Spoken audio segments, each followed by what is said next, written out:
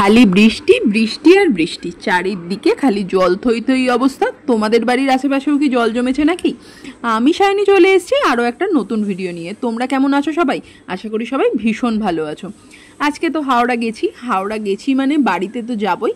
যদিও মা সকালবেলা বারণ করেছিল এখানে আসিস না, কারণ বাড়িতে নাকি জল উঠে গেছে, কিন্তু আমি হাওড়া গেছি অথচ বাড়িতে যাব না, সেটা হয় কি? যাই হোক, যখন হাওড়ার বাড়ির দিকে গেছি তখন হঠাৎ করে মুষলধারে বৃষ্টি হয়েছে, আর এমনিতে তো রাস্তার জল ভর্তিই হয়ে গেছে। আর তারপর দেখো আমাদের এই রাস্তাটুকু মানে বাড়ির সামনের রাস্তাটুকুতে খালি জল নেই, বাদ বাকি সব রাস্তায় জল। আর ঢুকে পড়েছি বাড়ির মধ্যে, আর বাড়ির ভেতরে মানে সিঁড়ির নিচে দেখো এখনও জল হয়ে আছে। মানে একটু বৃষ্টি হচ্ছে আর জল উঠে যাচ্ছে সিঁড়িতে।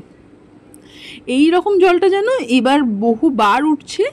আর বাড়ির মানে চারিদিকের অবস্থা ভীষণ খারাপ, নিচের তলার অবস্থা এইভাবেই চলছে। আর তারপর বাড়ি যাওয়ার পর মা চা বানিয়ে নিয়েছে আমার আর মায়ের। আমি তো চা খাবো নিমকি দিয়ে, আর মা নিয়ে নিয়েছে বিস্কিট, কারণ আমি বিস্কিট দিয়ে অতটা ভালোবাসি না, কারণ বাড়িতে গেলে মা যেহেতু নিমকি বানিয়ে রাখে তো নিমকিটাই খেতে আমি ভীষণ পছন্দ করি।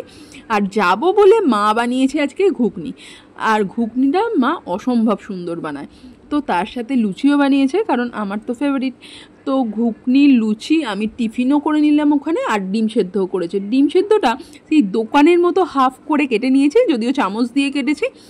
দুর্দান্ত লাগছিল, মানে একসাথে সব মিলিয়ে জাস্ট অসাধারণ। বিকালের টিফিনটা তো আমার দুর্দান্ত জমলো। এই সমস্ত কিছু খেয়ে নিয়ে বেরোতে হবে, এবং রাত্রের জন্য খাবার দাবার কিন্তু পার্সেল করে দিয়েছিল, কারণ আমি তো ওখানে একা খেয়েছি, বাড়িতে তো আমি বর দুজনেই খাবো, তার জন্যই মা পাঠিয়ে দিয়েছে। আর তারপর রাস্তায় বেরিয়েছি যখন, আবারও সেই জলের মধ্যে দিয়ে যাওয়া।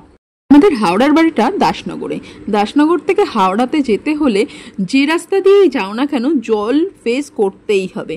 তাই আজকে যখন পাড় হাউস দিয়ে যাচ্ছিলাম তো 55 তলার রাস্তাটা প্রচণ্ড জল হয়েছিল, কি তাই জলের মধ্যে দিয়েই যেতে হয়েছে। মানে অনেক দিন পর এই রাস্তাতে এসে যেন সেই ছোটোবেলার স্কুল থেকে ফেরার সময়ের কথা মনে পড়ে যাচ্ছিল। রাস্তাতে জল দাঁড়িয়ে গেলে প্রচণ্ড দুর্ভোগ হয়।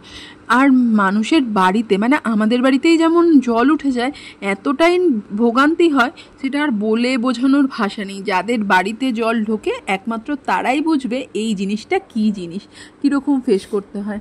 যাই হোক, আমার তো এরকম অভিজ্ঞতা অনেকই হয়েছে। তোমাদেরও কি এরকম অভিজ্ঞতা হয়েছে নাকি সেটা জানিও। সবাই খুব ভালো থেকো, আবার দেখা হবে পরে অন্য কোনো ভিডিওতে। Tata, good night.